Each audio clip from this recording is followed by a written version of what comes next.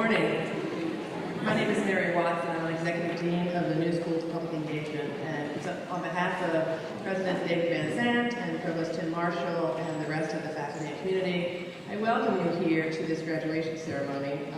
In this recognition ceremony, we celebrate New School graduates in the class of 2017. Let's hear a round of applause.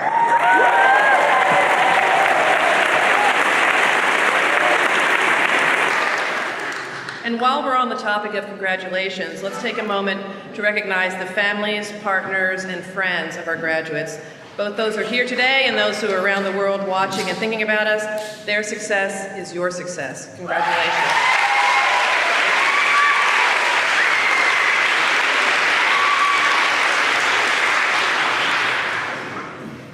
And then finally, I'd like to recognize our exemplary faculty and staff with whom the graduates have been learning. They are deeply committed to student success, and I want to thank everyone for all they are doing.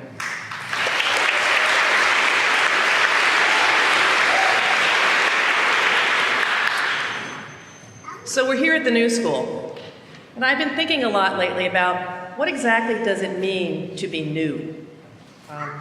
And then maybe it's a function of my own age. What does it mean to actually be old? So I'll say a few words about that. So nearly 100 years ago, the New School was founded on the principles of open access to higher education, making new curricular pathways across the liberal arts, humanities, fine arts, and social sciences, and finding the freedom to explore issues that were most in the hearts and minds of the students who were there at that time. Now, this was 1919, and it was during the period of World War I, and the founders of the New School, who included legendary John Dewey, the person who made famous the notion of experiential education, they left what they called then the old school, Columbia University, to found a new university that was predicated on a series of different principles. One, that education should matter to the whole person, so to the mind and the heart and the spirit and the aesthetic imagination of the person.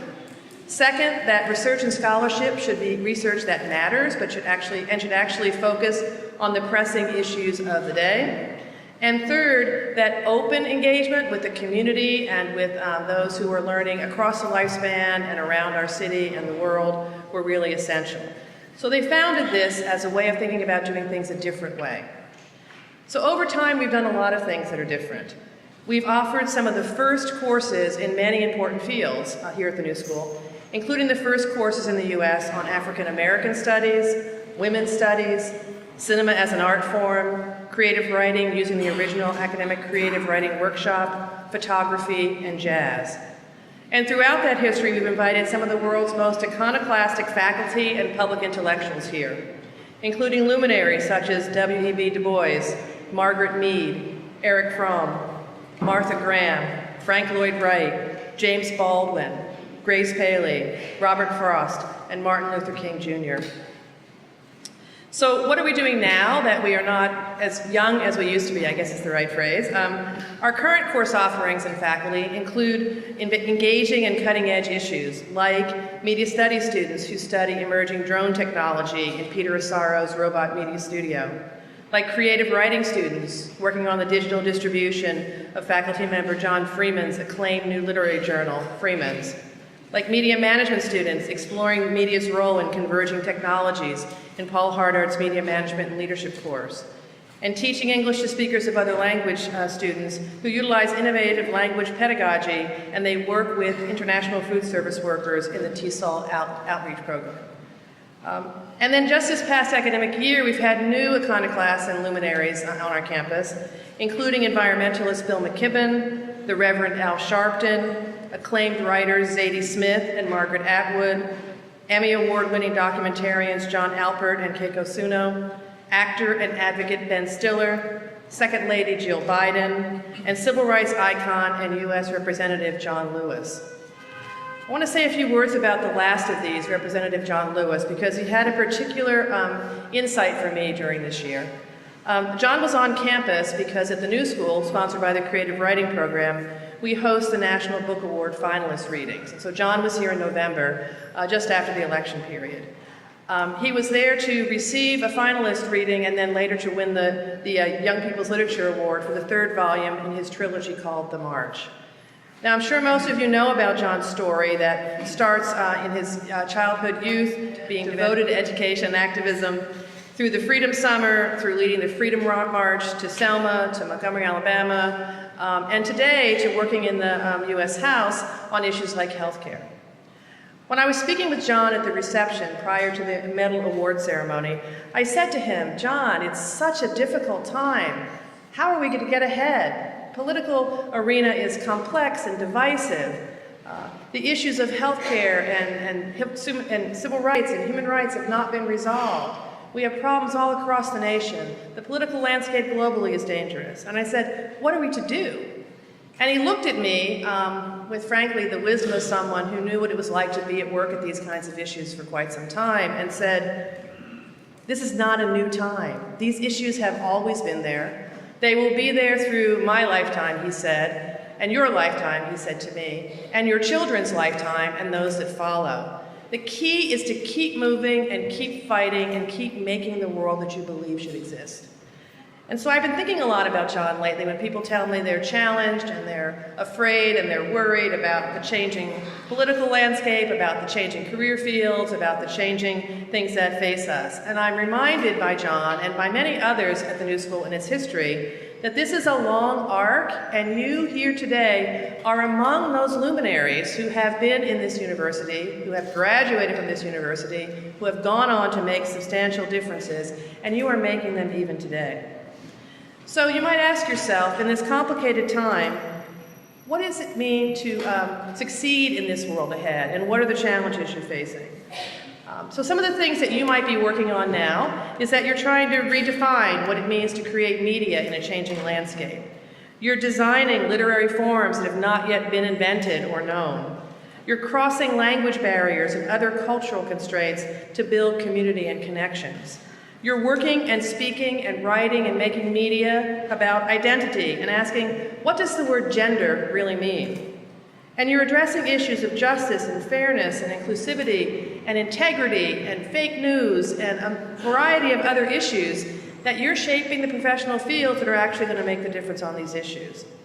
So what is your advantage? You graduated from the New School.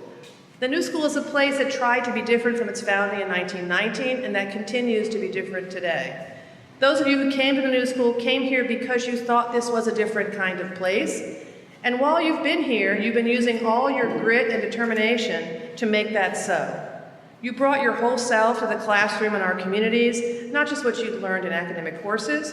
You made media, you wrote books and articles, you taught classes, you created websites, you ran campaigns, you designed curricula, you developed outreach programs, you launched businesses, you lifted up the voices of others who have not been heard.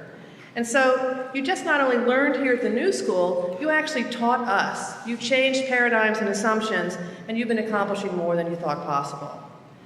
So many commencement speakers will say to you, finally, on the occasion of leaving school, you are ready to go out into the real world and begin to change it. And I would argue that's the wrong point for today's speech. In fact, you were ready when you got here. You've been ready since you've been here. You've been working on it since you've gotten here, and you'll continue to work on it into the future. So I ask you, what does it mean to be new? I look forward to the accomplishments you're going to have after graduation so that you can tell us. Congratulations.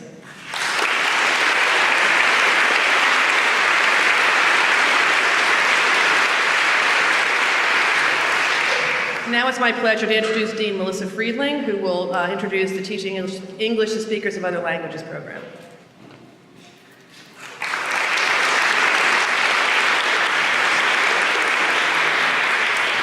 Good morning. All right.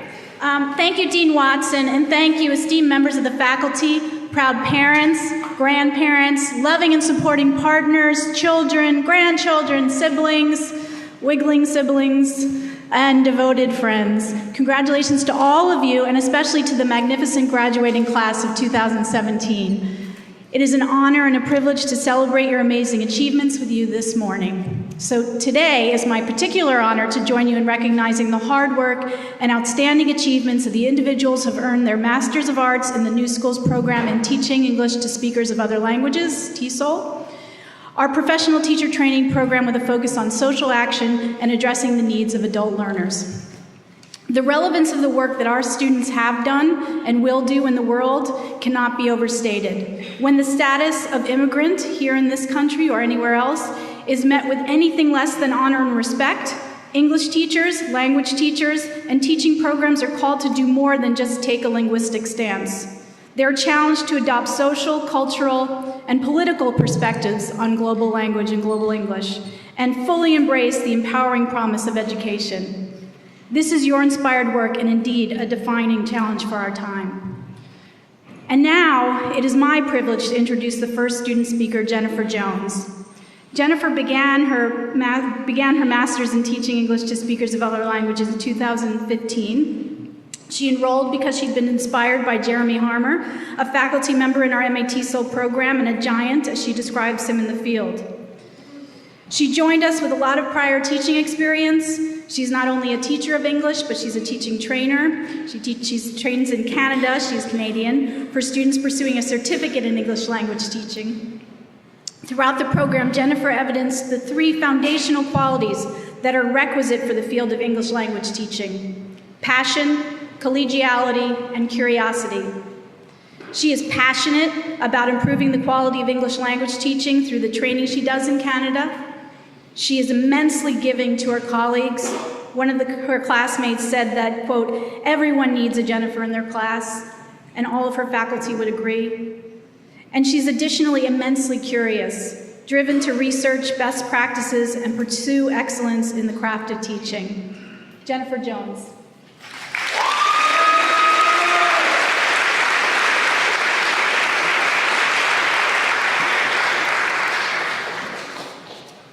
I'm crying already.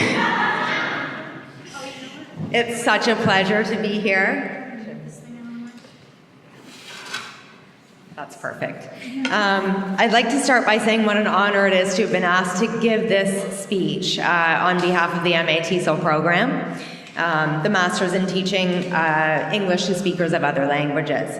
It has been a great privilege to have been involved with the new school, and a part of me has been smiling ever since I first got my acceptance letter. I think I said when I was here in the summer intensive, I just couldn't stop smiling.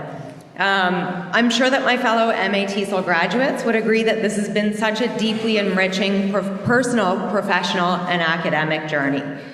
I don't think any one of us will ever be the same again, and this is a really wonderful thing. The Mfa Tesol has enriched us as teachers, but more importantly, it has enriched us as people.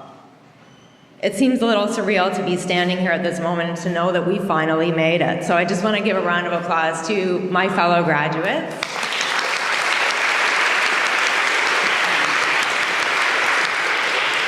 So you already know a little bit about my background. I actually had my start as an EFL, or English as a Foreign Language instructor, in Osaka, Japan.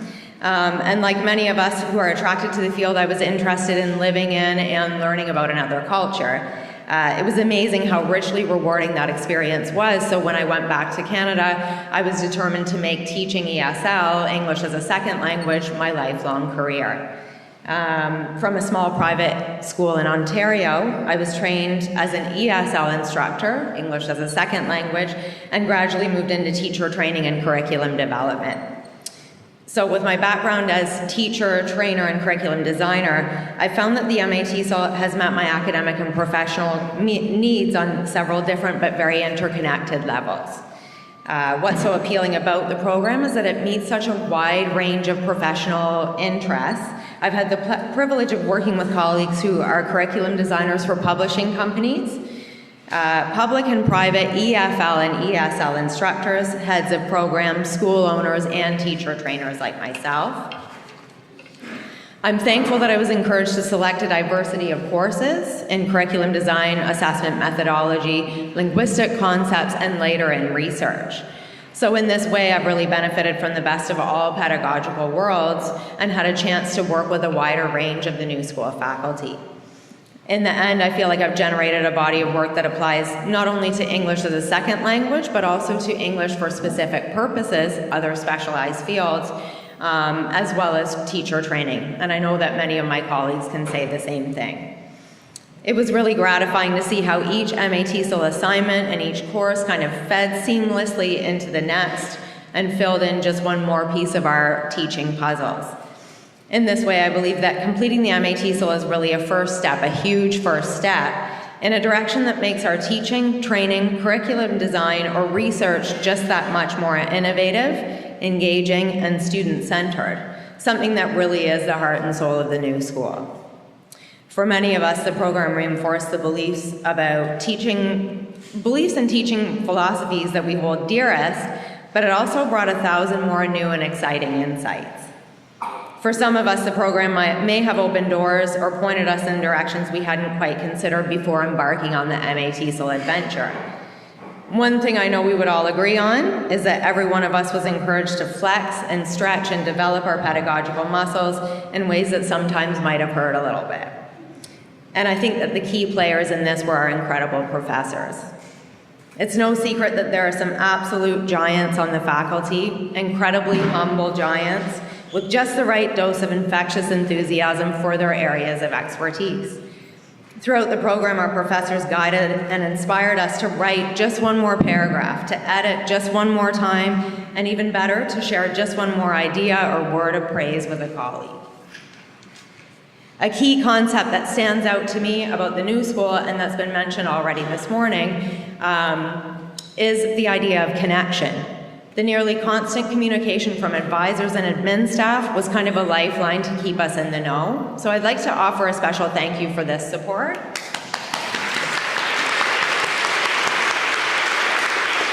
Face-to-face and online, the program was also instrumental in bringing colleagues and professors together. The fact that any number of us might be on different continents yet succeed in establishing such vibrant communities speaks to the power of this program and the new school to unite people. To me, the program has reinforced what is so crucial about teaching and why so many of us have devoted our lives to it.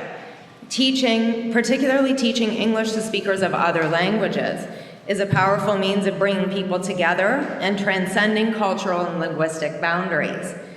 It's also a way to help empower our students to set their own goals and establish their rights and identities as multilingual speakers, something that takes on even greater importance in our present social and political climate. The MA Tesol has deeply enhanced us as teachers, which in the end has potential to impact the ones we're really here for, our students. Thank you. Congratulations.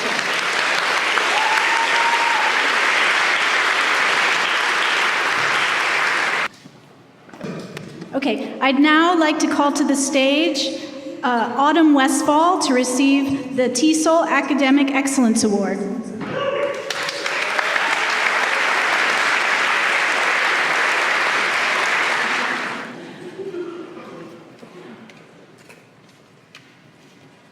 Congratulations.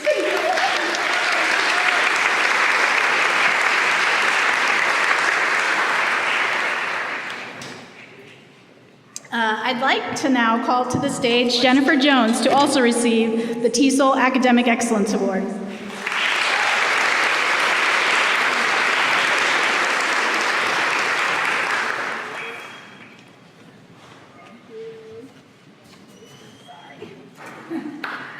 Thank you.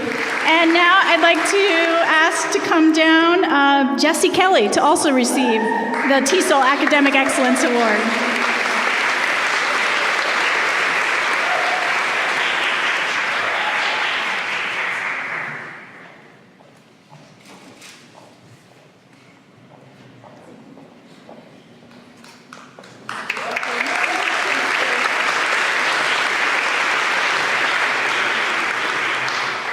And now the Tesol Excellence and Reflection Award goes to Allison Cronland. Can she come down?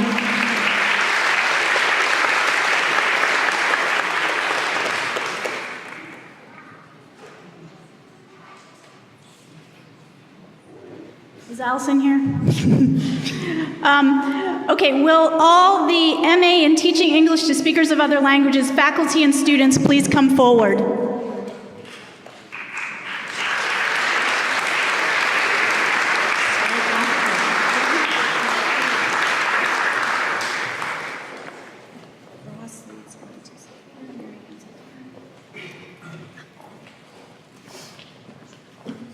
Congratulations, Doug Wilcox.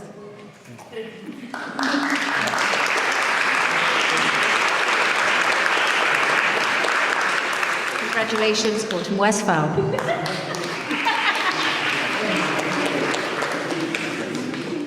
Congratulations, Jessie Jones. Ellie. And again, congratulations, Jennifer Jones.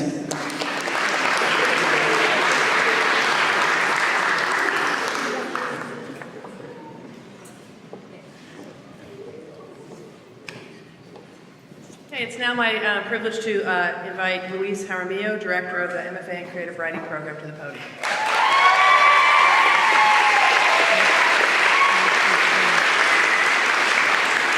Thank you, Executive Dean Watson. Good morning, MFA faculty, staff, and welcome to the families and friends of our graduates. Let's have a big round of applause to congratulate the class of 2017.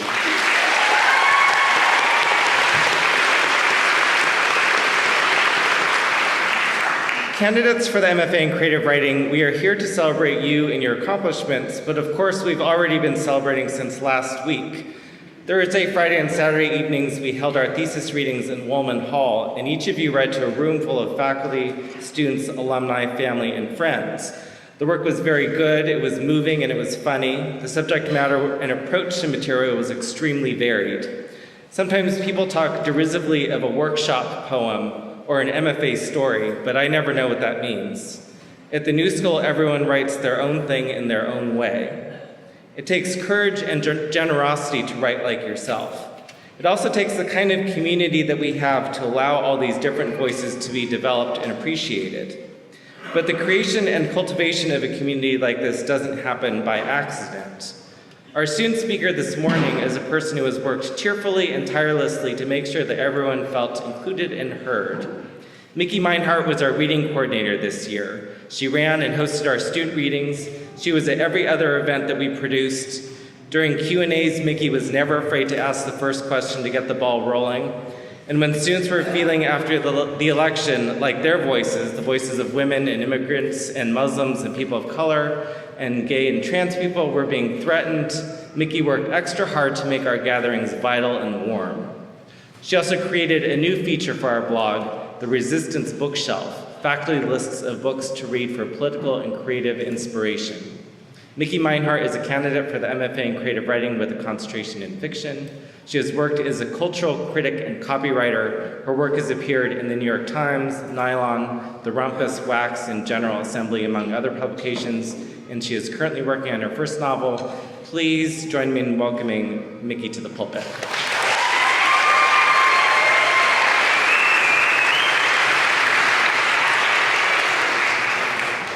Hi everyone, welcome.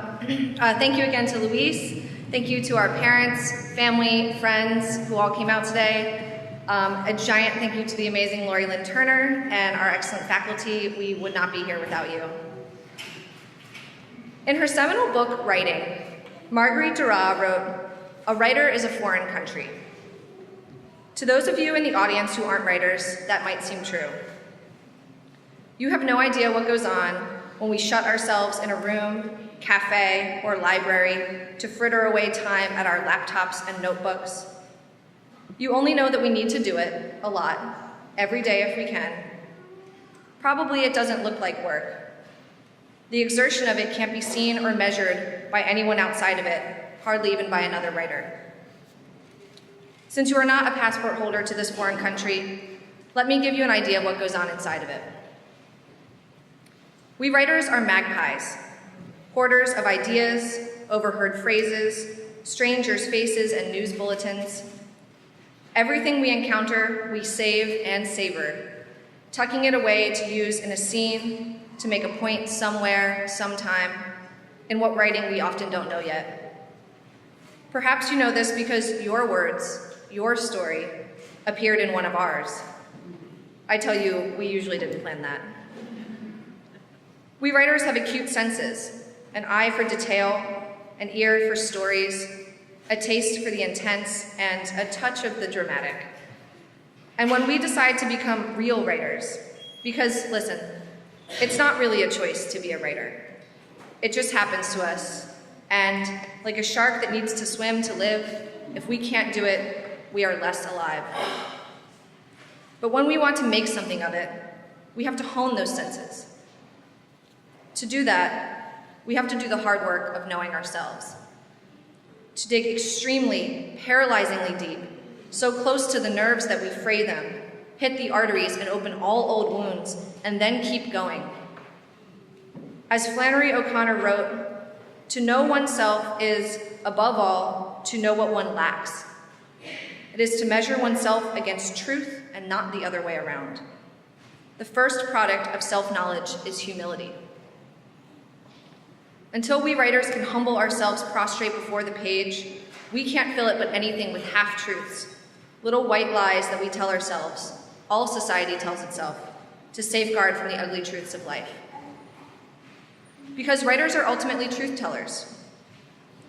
On November 9th, 2016, we hosted a reading here in the creative writing program. One of the authors, Gerard Connolly, said something that struck me. There are a lot of places in this country where there is only one story, and it's our responsibility to tell all of the other stories, to show people that there isn't just one reality. Do you all remember the first time you opened a book that transported you? That is our responsibility. Through prose and poetry, fiction and nonfiction, we illuminate all of the realities, bring understanding through exposure. Because we have done the hard work of getting to know the world, and we can see it for what it is. Glorious, magical, a gift, but also terrible, foul, and corrupt. These exist side by side, and we must know both fully to write both fully. Now, when it seems that there is more hate than happiness, as the news headlines daily assault us with things that we fear, we writers must rise to the challenge. This is a tremendous task, and it can't be done by one person, perspective, genre, or generation alone. It can't be done alone in a room. Which is why creative writing programs are so vital. They create community and understanding. This is our foreign country.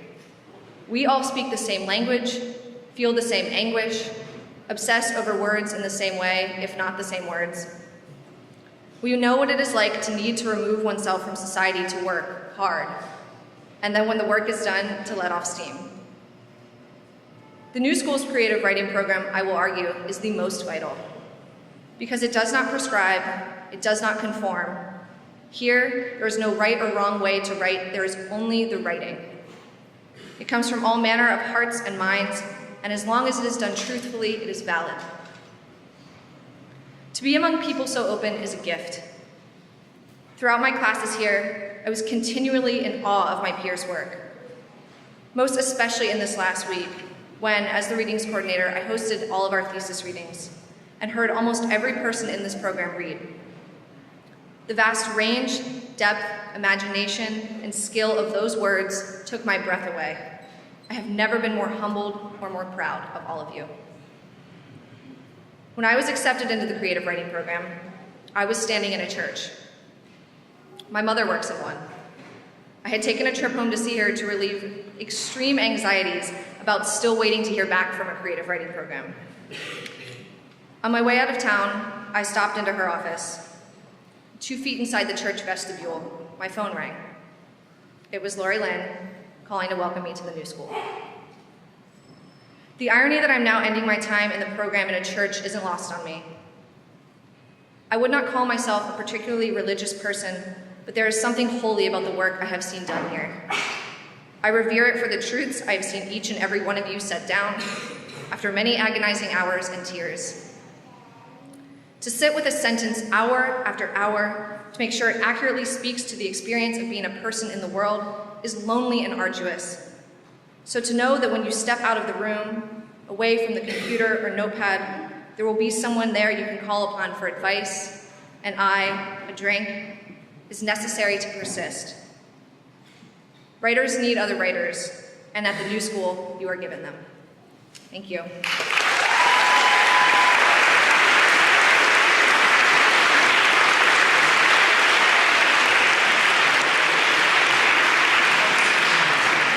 I'd like to invite the creative writing program faculty up so we can congratulate our graduates. And first, I'd like to invite a few prize winners up. First is Carrie Smith, the first prize winner of the Paul Violi Prize.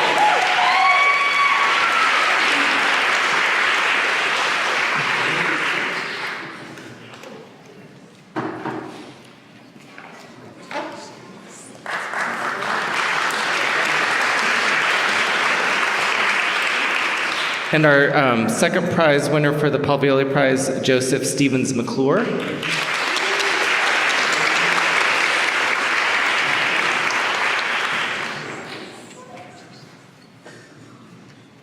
Our third prize winner, Leah Anderson.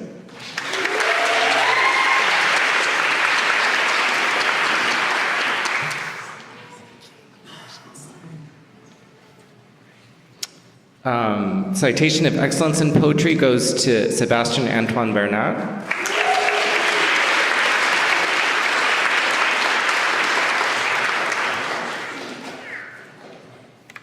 And I'm very pleased to announce that this is the inaugural year, thank you Honor Moore for all your work in making this happen, the Betty Howland Nonfiction Prize, and our winner this year is Rebecca Raffensdotter.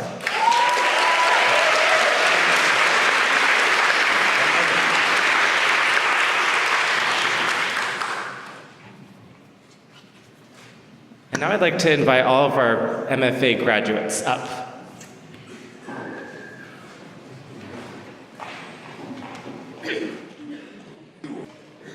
Kristen Chin, Laura Bucaria.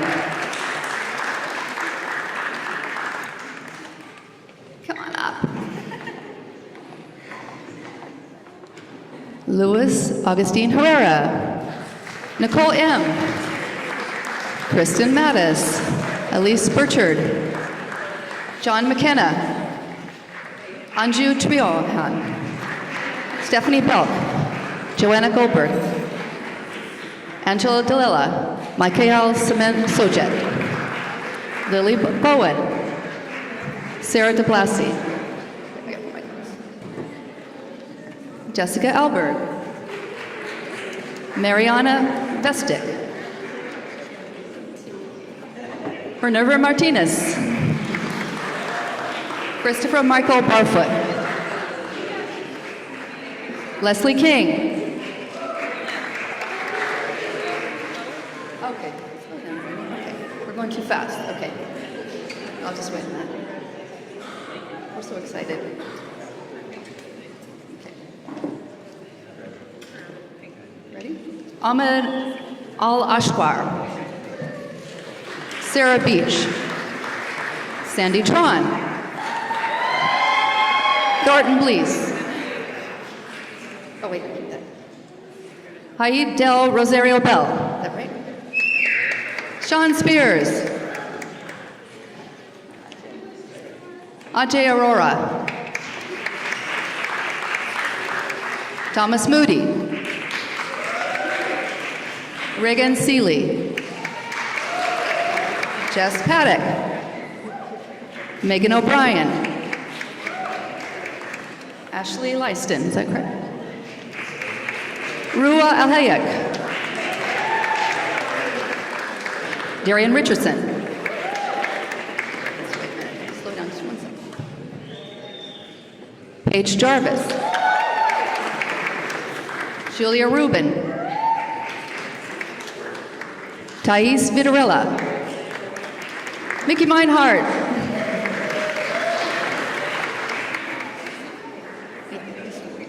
Lisa Di Venuta. Nicholas Lord. Alexander Lands. Bridget Kiley. Alexandra Lupinsdale. Jessica Barish. Sabrina Garrity. Lynn Pogue, Sean James McKinney, Parrish Turner,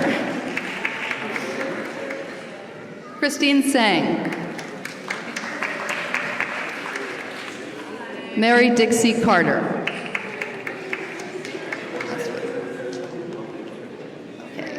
Dina Lee, Jason McDowell,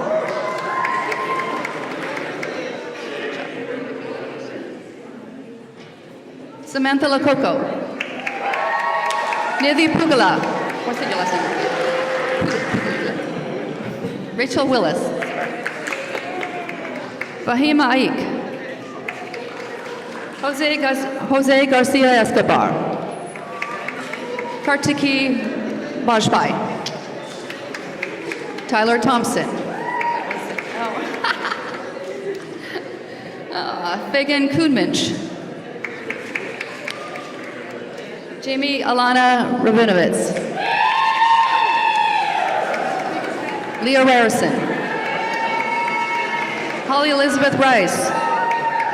Grady Granrose. Sebastian Antoine Bernard. Leah Anderson. Carrie Smith. Rebecca Raffensdotter. Joseph McClure. Congratulations, everyone.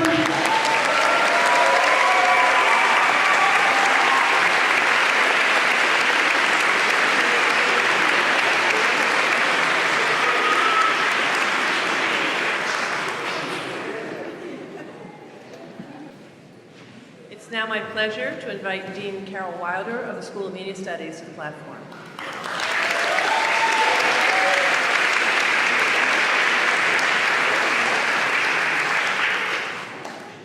I don't think I need it. I'm tall enough, Michael. I think. Hi, everybody. It's a pleasure seeing you. I was just thinking about the year when my own daughter graduated and was out there in the audience, and I was just so proud and so pleased. So it's wonderful to see all the families here today. Media Studies and Media Management graduate programs had a busy end of the year as well, with events that summarize our work of the year. In media management, we had a series of capstone presentations that were led by Peter Harritonic, Linda St. Mark, and Paul Hardett. Every single student in the program did a capstone, and they were an amazing kind of range of projects. The thesis students did presentations led by Donja Burris, who also produced our mixed messages. And our last big show of the spring, well, our last big show of the spring is coming up, right? Truth Be Told. What date? What's the date? What? Tuesday to Thursday next week. Truth Be Told is the final projects of the documentary studies students. And we also had, curated by Rafael Parra, our fine cuts. Hey!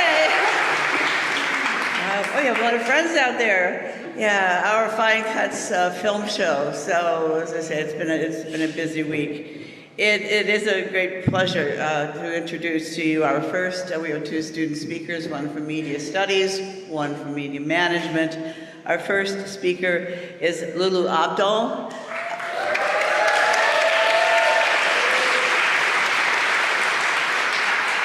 Lulu is graduating this week with her MA in Media Studies. Her work includes video and written projects focusing on the global impact of media. She produced a 3-part web series called Cuations, which you're going to have to ask her what that means. She's also in the process of publishing a paper titled, provocatively I must say, Black Lives Don't Matter, which is a critical global look at the harmful impacts of all Lives Matter rhetoric. This paper was developed in the course of Race, Ethnicity, and Class in Media under instructor and mentor and wonderful faculty member Michelle Mateer, in conjunction with other students. Finally, Lulu has just produced and directed a film titled Operation Desert Storm, an archival journey that looks at mass media's sensationalization of war as told through a personal transnational lens. It's my pleasure to introduce Lulu.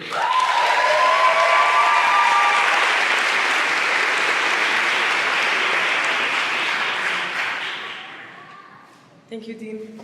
I hope standing here is as easy as you make it seem, so I'm going to make it easier for myself by telling you all the story. I used to speak about attending grad school in New York as if it were a dream, one in the distant future. And I'll never forget the day my sister said to me, "It's only a dream until you do something about it." And now here I am today. Upon arriving though, I had the impulse to ask myself the usual crazy questions. What am I doing here?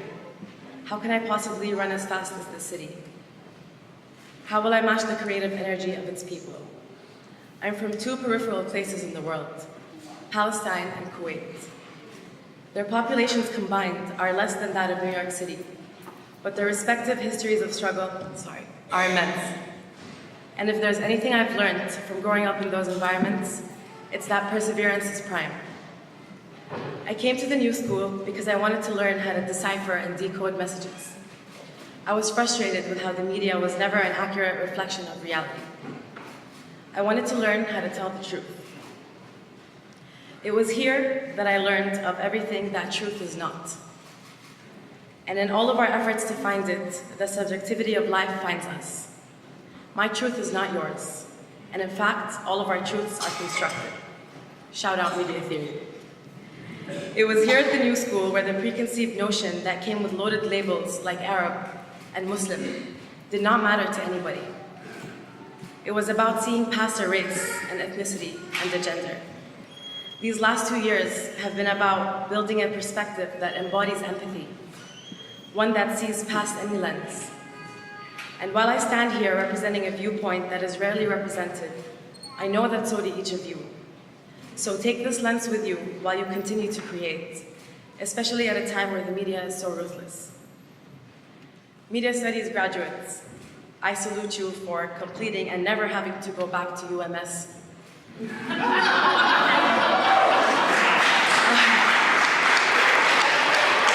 But really, though, congratulations on becoming researchers, media makers, and professional storytellers. Professors, I promise you this is not for speech etiquette. I thank every single one of you for informing our voices, for believing in us. You taught me a lifetime of lessons, and I will appreciate it forever. My love, my mother, my father, thank you for being my biggest fan since day one. So to those of you who know me, ending with a rap verse should come as no surprise. I'm not gonna rap. I'm going to leave you with words from the legendary Tupac.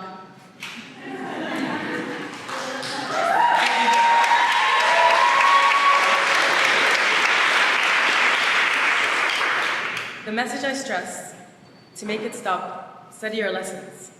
Don't settle for less. Even the geniuses ask questions. Be grateful for your blessings. Don't ever change. Keep your essence. The power is in the people and the politics we address. So always do your best. Thank you.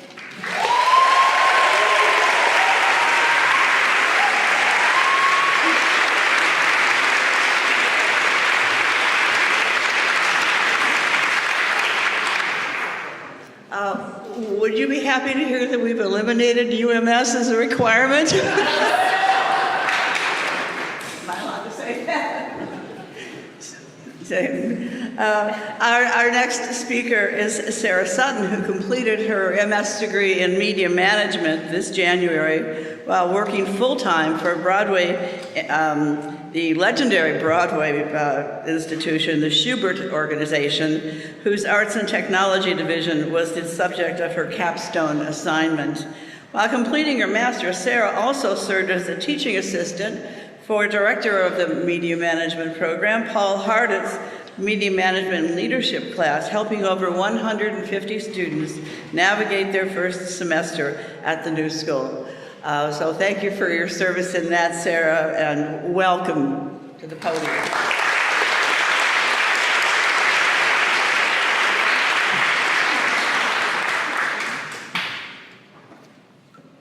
Okay, I'm the last one, no pressure. But it means we're almost out of here. So I just want to say good morning and thank you to everyone for being here, parents, faculty, staff of the new school, friends. For me, it's fitting that our graduation falls during what for me every year professionally is the most inspiring week of the year.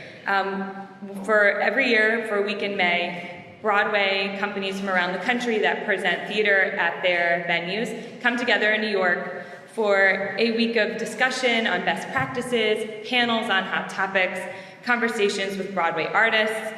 They see shows, they have a few too many cocktails, and it's just such a magical experience. But most importantly, this week where my industry comes together is about connecting, engaging, sharing, and learning. It's about listening to each other, finding common ground amongst peers, and nurturing relationships both old and new. Every year without fail, conference attendees, including myself, return to their hometowns and their offices, and they feel inspired, they feel invigorated, validated, and ready to take on whatever challenge or opportunity lies ahead. I am so fortunate that I've had this experience I just described here at the New School for the last 3 years. As a part-time graduate student, I started here in 2014. I worked full-time, as Carol mentioned, and during that time, I helped care for my father, who was diagnosed with ALS during my first semester in the program. The days were hard. It's hard to work full-time and do this, as a lot of you know. It's hard with family obligations and life. But I have to say, my nights were spent tuning out life's challenges and being fully present here with you all and everyone in the media management program who has made this time so special. Hearing your collective stories, some leaving war-torn nations to study here, some risked everything to capture the best documentary footage that they could. Others traveled the world, overcame illness, built companies, wrote screenplays. A couple of my friends performed in drag, which was incredible.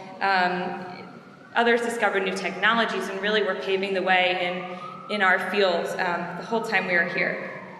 All of these stories and all of our discussions in class reminded me of the reasons why I wanted to be part of the New School community and what I want to do when I leave here.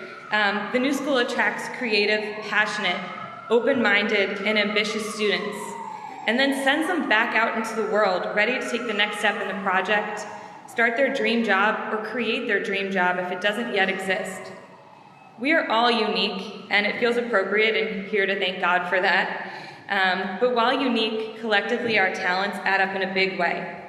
We are an army about to take the media industry by storm, and a lot of us are already there and doing big things, and it's an incredible group. I'm so proud to be a part of it. And in the same way Broadway comes together each May, in the media management program, we supported each other, we learned from each other, challenged each other, lifted each other up. Despite differences of culture, race, gender, nationality, ethnicity, sexual orientation, we came together in the classroom, during team assignments, over meals, at school events, and even at the bar once or twice. Every semester during the media management program, Paul makes the same joke about how he could leave the room for the whole semester and we'd still have a great class and we'd still learn so much from each other. And as his TA for 2 semesters, I completely disagree. I think you're very important to the success of that course, which really is inspiring. I would have come back just to be a TA after I graduated in January because you just never stop learning in that course. It's just a wonderful experience if you ever have a chance to sit in on it. But I think what he means is the most valuable part of any class is what you put into it and what we take with us as a result. In life, you get back what you put in. Passion is contagious.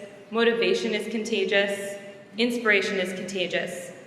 So I challenge everyone to keep going, especially when things get hard. Keep sharing, keep staying open to new experiences, new things, new ideas. Keep connecting with people who share your opinion and don't share your opinion. And when things do get hard, take a deep breath and reflect on your time here. Remember what sparked that fire to learn and to create. As an homage to my alma mater, Emerson College, I'd like to end on a quote from Ralph Waldo Emerson, who said, "The mind, once stretched by a new idea, never returns to its original dimensions." So keep dreaming and congratulations. Thank you.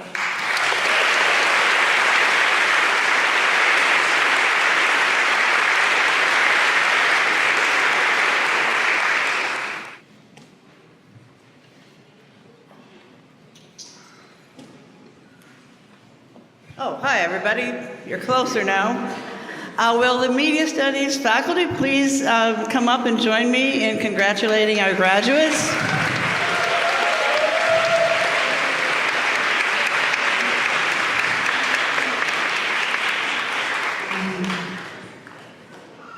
Vlad, will you come over here with me? You can have the awards because you're going to be here anyway. First, the awards that we have: Media Studies Distinguished Thesis Award to, oh wait a minute, we want to give these to these guys. I think they were supposed to get them before. Lulu, speaker number 1, and Sarah, speaker number 2. Okay, thanks. Okay, great. Our Media Studies Distinguished Thesis Award goes to Inez Gerber for her thesis titled The City, the City. Okay, congratulations. A thesis award also goes to Yelena Gray Gov for the thesis Perceiving with Sensors the Body and the Quantified Self-Movement. She isn't here today, so I'll accept it on her behalf. No, you can keep it there on her behalf. Then also to Moreno Belek, who also cannot be here today, but congratulations to both of them.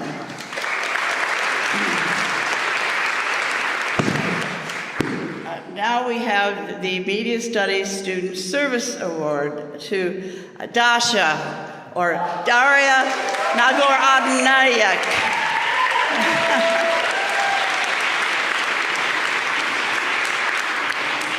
I almost got it. Yeah, we practiced all semester.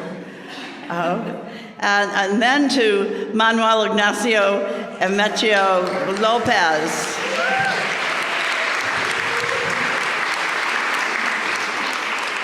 Hey, Manny, hi, congratulations, that's great, okay. Also to Orpheus Skatellis.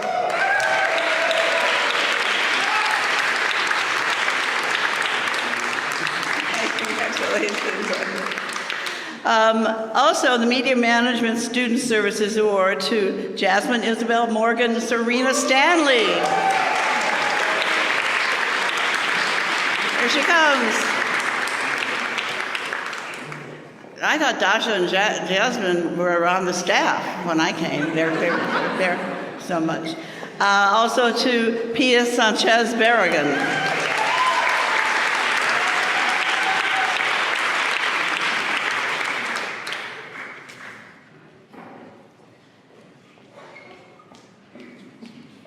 Media Management Outstanding Student Award to Allison Judith Rosner.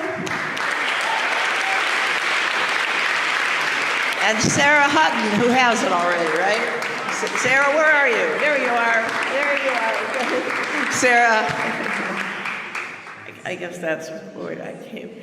Media Management Outstanding Capstone Award to Joanna Lola Maisa Janine Haddad.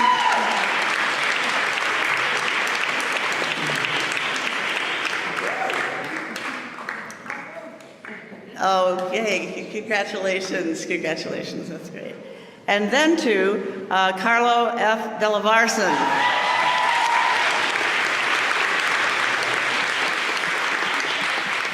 His capstone, I like this title, titled Between the Tweets, Media Literacy for a New Era. That's for sure. Okay, now this is for you. Carol leaves Mike. Vlad comes to floor Mike. Do you want this? I'll do it. Okay, thank you. So will the MA in Media Studies students please come forward to receive your diplomas? Feel free to cheer.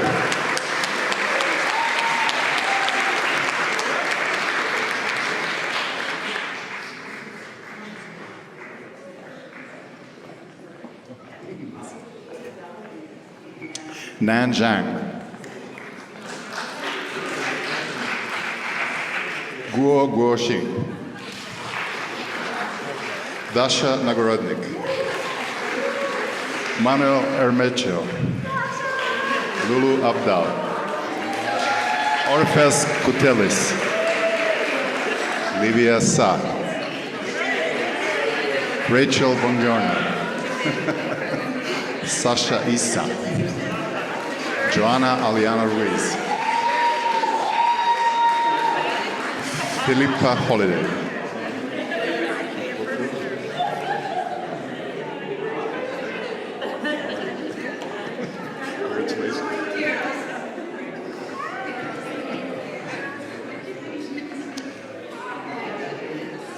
Rebecca Kingsdorf,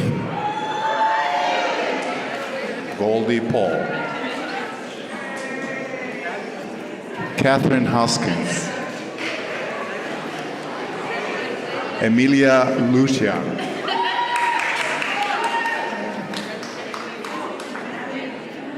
Brian Donlian, Aaron Lloyd Clark, Danielle Nelson, Sama Abaza, Muhammad Abu El Wafa, Henry Vasquez, congratulations, Jennifer Emily Fiore, Fatima Erika Mendez, David Berezi, Mara Cates, Paula Pierce Torres, Francis Underhill,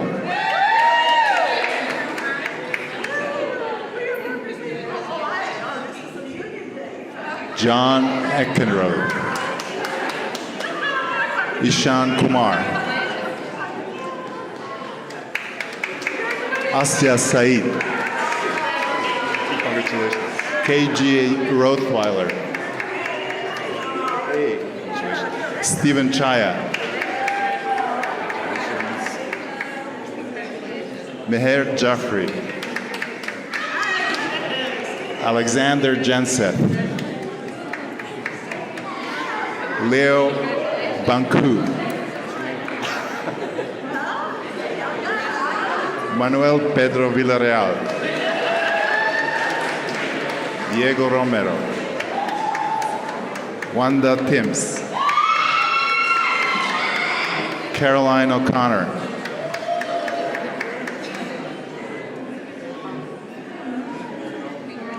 Prakanesh Maat, Mariana Luna, Sarah Godoy Brito, Andrea Crowley Hughes, Inez Gerber, Ellen Reynolds, Sydney Dupree,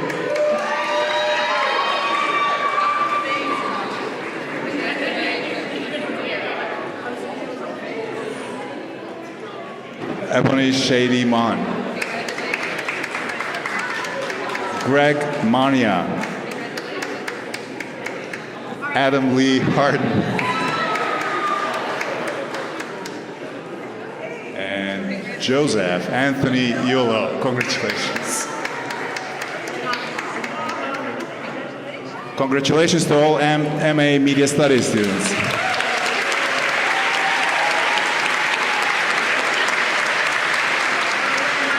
Would the media management students please come forward?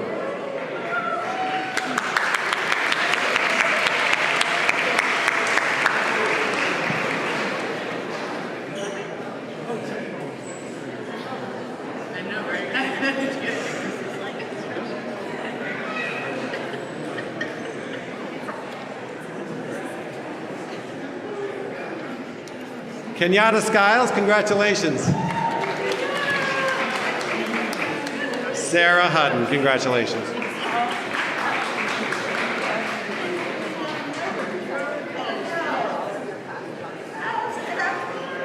Valentina Tomic Pascal.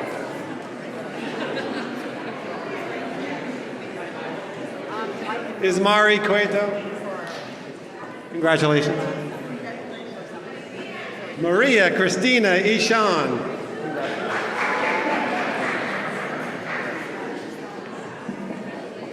Julianne Kane. Congratulations. Remy McFadden. Ashley Layton Kimbrough. Sydney Lunsford, congratulations. Christina Grillo, congratulations. Alte Yildiz, congratulations. Nesmin Hadi Schuler. Hey. Elfinaz Koskal.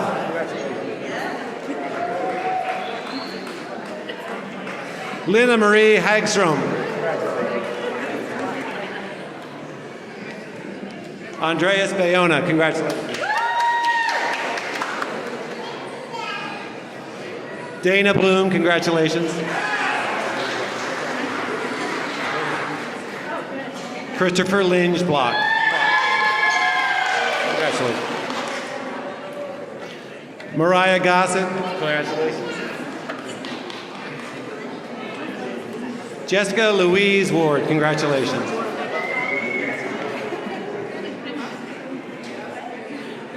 Kimberly Kratchik, congratulations. Kristen Sullivan, congratulations. Luling Wu, congratulations. Maureen Ali, congratulations. Mame says, Mame Deme. Emma Bassi, congratulations. Angelica Jackson, congratulations. Imelda Bergen, congratulations. Stephanie Lee LeBlanc, congratulations.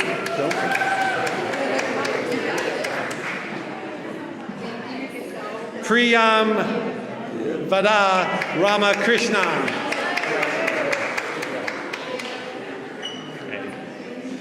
Guda Ongoliate.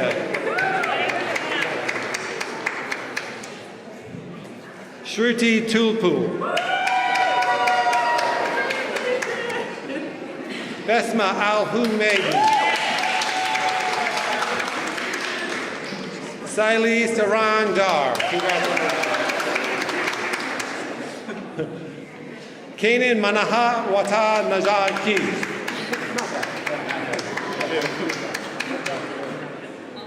Richard James Canfield.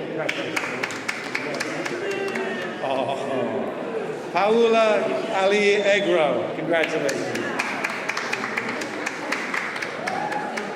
And the video. Congratulations.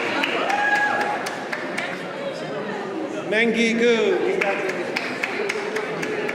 Carlo Delaverson. Congratulations. Joanna Haddad. Congratulations.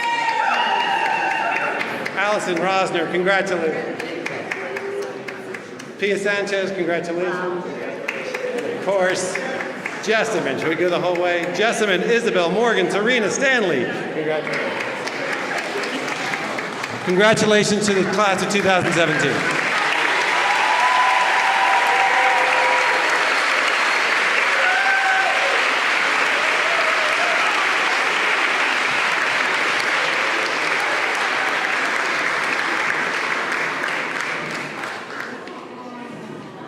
It's my pleasure to now call forth the Faculty in Documentary Studies Certificate Program.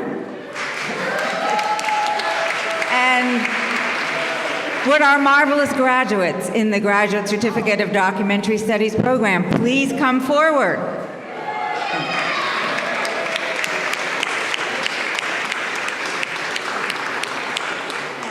Samuel Veal.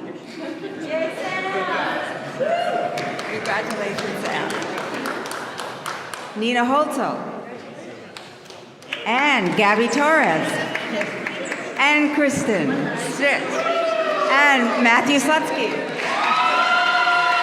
And Madok Namanubadi. And Jo Marie Almereda. No. And Christina Muller. And Shanna Goodwin. And Liz Zamora.